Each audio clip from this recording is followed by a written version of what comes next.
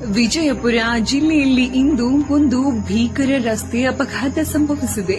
ಜಿಲ್ಲೆಯ ಕೊರ್ತಿ-ಕೊಲ್ಲಾರ ಸೇತುವೆ ಮೇಲಿಂದ ಟಿಪ್ಪರ್ ಅಪಘಾತಕ್ಕೀಡಾಗಿ ಕೃಷ್ಣಾ ನದಿಗೆ ಉರುಳಿ ಬಿದ್ದಿದೆ. ಕಾರೊಂದನ್ನು ಓವರ್ಟೇಕ್ ಮಾಡಲು ಹೋದ ಚಾಲಕ ನಿಯಂತ್ರಣ ಕಳೆದುಕೊಂಡು ಈ ದುರಂತಕ್ಕೆ ಕಾರಣವಾಗಿದ್ದಾನೆ. ಸದ್ಯ ಟಿಪ್ಪರ್ ಚಾಲಕ ನದಿಯಲ್ಲಿ ನಾಪತ್ತೆಯಾಗಿದ್ದು ಆತನಿಗಾಗಿ ತೀವ್ರ ಹುಡುಕಾಟ ಆರಂಭವಾಗಿದೆ.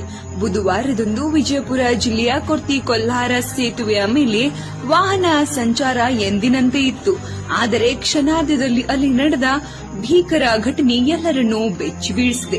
ವೇಗವಾಗಿ ಬಂದ ಟಿಪ್ಪರ್ ಲಾರಿಯೊಂದು ಮುಂದಿದ್ದ ಕಾರನ್ನು ಓವರ್ಟೇಕ್ ಮಾಡಲು ಮುಂದಾಗಿದೆ. ಈ ವೇಳೆ ನಿಯಂತ್ರಣ ತಪ್ಪಿ ಟಿಪ್ಪರ್ ನೇರವಾಗಿ ಕಾರಿಗೆ ಡಿಕ್ಕಿ ಹೊಡೆದಿದೆ. ಡಿಕ್ಕಿಯ ರಭಸಕ್ಕೆ ಕಾರು ಜಖಂಗೊಂಡರೆ ಇತ್ತ ನಿಯಂತ್ರಣ ಕಳೆದುಕೊಂಡ ಟಿಪ್ಪರ್ ಸೇತುವೆಯ ರಕ್ಷಣಾ ಗೋಡೆಯನ್ನು ಮುರಿದುಕೊಂಡು ನೇರವಾಗಿ ಕೃಷ್ಣಾ ನದಿಯ ಆಳಕ್ಕೆ ಬಿದ್ದಿದೆ. ನದಿಗೆ ಬಿದ್ದ ಭಾರೀ ಗಾತ್ರದ ಟಿಪ್ಪರ್ ನೀರಿನಲ್ಲಿ ಮುಳುಗಡೆಯಾಗಿದೆ. ಅಪಘಾತದ ತೀವ್ರತೆಗೆ ಟಿಪ್ಪರ್ ಚಾಲಕ ನದಿಯ ನೀರಿನಲ್ಲಿ ಕೊಚ್ಚಿ ಹೋಗಿದ್ದು ಸದ್ಯ ನಾಪತ್ತೆಯಾಗಿದ್ದಾನೆ. ವಿಷಯ ತಿಳಿಯುತ್ತಿದ್ದಂತೆ ಸ್ಥಳಕ್ಕೆ ಧಾವಿಸಿರುವ ಪೊಲೀಸರು ಮತ್ತು ಸ್ಥಳೀಯರು ಭರದಿಂದ ರಕ್ಷಣಾ ಕಾರ್ಯಾಚರಣೆ ಕೈಗೊಂಡಿದ್ದಾರೆ. ನಾಪತ್ತೆಯಾದ ಚಾಲಕನಿಗಾಗಿ ಕೃಷ್ಣಾ ನದಿಯಲ್ಲಿ ತೀವ್ರ ಹುಡುಕಾಟ ಮುಂದುವರೆದಿದೆ. ಸ್ಥಳದಲ್ಲಿ ಸದ್ಯ